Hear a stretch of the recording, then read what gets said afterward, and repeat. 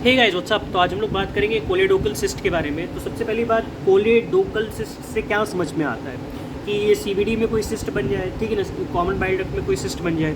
तो क्या है बेसिकली, ये क्या है, डायलेशन ऑफ बाइल डक्ट। यहाँ पे क्या होगा basically, dilation of bile duct होता है। ये कंजेनाइटल होता है, जन्म से होता है, most common in children. Obviously most common children में होगा, फीमेल्स पे ज़्यादातर इसका प्रीडिस्पोजिशन देखा गया है। तो इसकी पैथोफिजियोलॉजी क्या है, तो पैथोफिजियोलॉजी अभी तक मतलब कि हम लोग कंफर्म नहीं कर पाए हैं, लेकिन मोस्ट इसकी हाइपोथेसिस बहुत सारी बनाए हैं। तो इसकी मोस्ट एक्सेप्टेड हाइपोथेसिस है वो है APBDJ। APBDJ क्या है, एबनॉर्मल पैनक्रियाटिको बिलियरी डक्ट जंक्शन।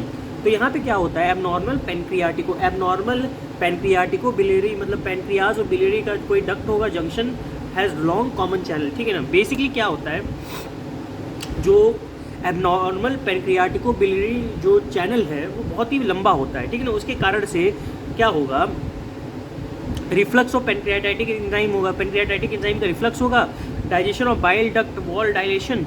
तो digestion of bile duct wall तो क्या करेगा, यही जब एंजाइम जो है ये रिफ्लक्स करेगा, मतलब जो है पैनक्रियाटिक एंजाइम रिफ्लक्स करेगा तो अपनी वॉल को खा जाएगा, डाइजेशन ऑफ बाइल डक्ट हो जाएगा वॉल का, ठीक है ना। और इसी से डायलेशन हो जाएगा, तो वॉल डायलेशन ये कर देगा, ठीक है। तो इसके कुछ क्लासिफिकेशंस होते हैं। क्या क्या क्लासिफिकेशन है, तो इसका नाम है, एक क्लासिफिकेशन का बहुत ही इंपॉर्टेंट क्लासिफिकेशन है, इसका नाम है टोडानीज मॉडिफिकेशन। तो what is Todani's modification? Most common देखो, जो type 1, type 2, type 3, type 4, type 5 में टोडानीज को हमने क्लासीफाई किया है, राइट। तो बेसिकली हम लोग टाइप 1 में देखते हैं कि टाइप 1 में क्या होगा कि 1A में देखो, टाइप 1 को 1A, B, C में क्लासीफाई किया है, 2, 3 ऐसे ही है, टाइप 4A है, 4B है और टाइप 5 है। टाइप 5 को बेसिकली कैरोलीज डिजीज़ कहते हैं, जिसके बारे में मैं आगे बात करूँगा, राइट। तो टाइप 1 में 1A क्या है, cystic dilation of extra hepatic bile duct, most common. देखो टाइप 1 जो है मोस्ट कॉमन होता है। यहाँ पे क्या होता है बेसिकली, सिस्टिक डायलेशन हो जाता है, किसका है, एक्स्ट्रा हेपेटिक बाइल डक्ट का। मतलब कि duct extra hepatic bile duct मतलब लिवर के बाहर का हेपेटिक का बाइल डक्ट का सिस्टिक डायलेशन हो गया, राइट। दूसरा 1B में क्या होगा, focal segmental dilation of extra hepatic bile duct. यहाँ पे सिस्टिक डायलेशन था, सिस्टिक के बाद फोकल डायलेशन हो गया, फोकल के बाद वही फ्यूजिफॉर्म डायलेशन हो जाएगा, सिस्टिक, फोकल और फिर फ्यूजिफॉर्म हो गया, CFF, ठीक है, बढ़ता हुआ जा रहा है, मतलब इसी तरीके का।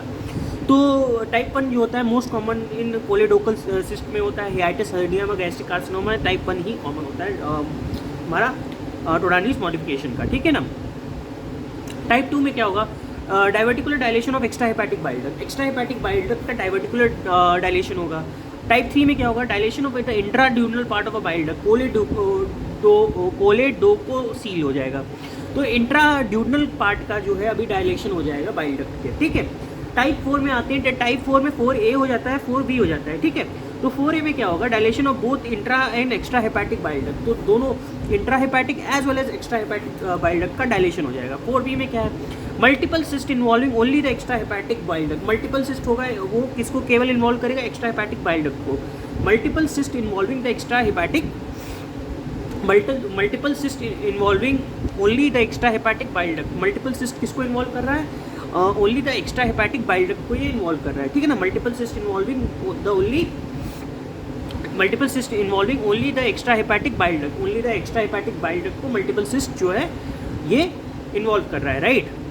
टाइप 5 में multiple cyst involving only the intra hepatic bile duct, तो ये कैरोलीज डिजीज बंद कर लेगा। तो टाइप 5 में multiple cyst involving only the intra hepatic bile duct, ठीक है। टाइप 5 में मल्टीपल सिस्ट जो है, देखो टाइप 4B में multiple cyst only extra hepatic को इन्वॉल्व कर रहा है, लेकिन टाइप 5 में मल्टीपल सिस्ट जो है इंट्रा हेपेटिक को भी, केवल इंट्रा हेपेटिक को इन्वॉल्व करेगा, जिसको कहते हैं अपन क्या होता है, कैरोलीज डिजीज, ठीक है ना।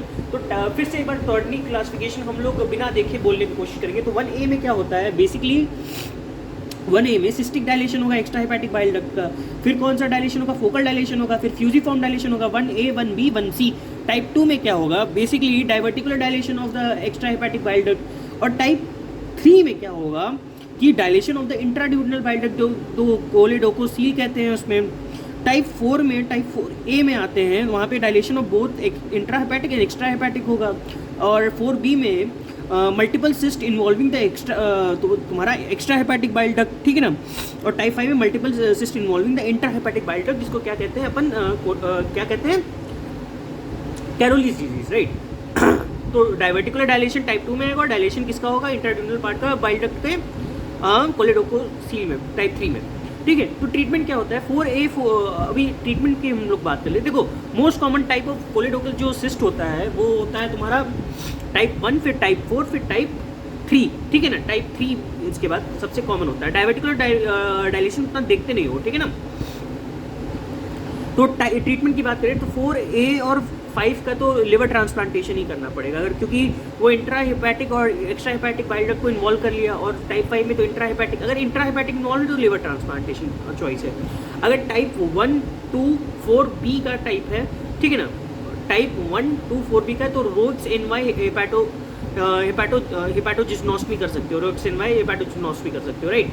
और टाइप 3 का अगर टाइप है, मतलब कि intradural part of bile duct को इन्वॉल्व कर दिया, तो एंडोस्कोपिक स्फिंक्टरोटमी विद सिस्ट अनरूफिंग कर सकते हो, ठीक है ना, क्योंकि वो ड्यूडेनो सील करा दे रहा है, कोलेडो को सील करा दे रहा है। तो वहाँ पे क्या करेगा, हमने स्फिंक्टरोटमी पहले तो करनी पड़ेगी, एंडोस्कोप से जाके स्फिंक्टरोटमी करनी पड़ेगी, सिस्ट को अनरूफ करना पड़ेगा, सिस्ट को हटाना पड़ेगा, बस वही चीज़ है। समझ में आता है। तो अब फिर क्या है, इसमें एक क्लिनिकल फीचर्स की देखने की कोशिश करेंगे। इस क्लिनिकल फीचर में एक ट्रायड बनाता है, मास, पेन, जॉन्डिस का। तो बेसिकली कोलेडो तुम्हारा क्या है, ये क्या है, ये कोलेडोकल सिस्ट है। तो क्या होता है, बेसिकली मास बनेगा, पेन होगा और जॉन्डिस होगा। पेन, जॉन्डिस और फीवर का बेसिकली अगर कॉम्बिनेशन हो तो क्या होता है, चारकोट स्ट्राइड, लेकिन यहाँ पे मास आ रहा है इसकी जगह। तो जॉन्डिस में most common symptoms in less than 2 years of age, intermittent jaundice, ठीक है, इंटरमिटेंट टाइप का जॉन्डिस होगा 2 ईयर्स ऑफ एज। मास कुछ की तरह आएगा। पेन होगा most common symptom in more than 2 year of age, more than 2 year of age आया तो पेन के साथ आएगा, लेस देन 2 ईयर के साथ आया तो जॉन्डिस के साथ आएगा। Most common site of cholangiocarcinoma is posterior wall of the cyst. तो सबसे कॉमन जो है कोलेंजियोकार्सिनोमा का जो साइट है वो है क्या, कौन सा, posterior wall of the cyst. Posterior wall जो है सिस्ट का, वो सबसे कॉमन कोलेंजियोकार्सिनोमा का साइट है, राइट। इसके अलावा कोलेडोकल सिस्ट में increases the risk of following organ malignancy. तो कौन कौन से ऑर्गन की मैलिग्नेंसी ये बढ़ाता है, तो ये याद रखना इस चीज़ को, कुछ रखने के लिए है यार, उड़ रहा है ये वहाँ।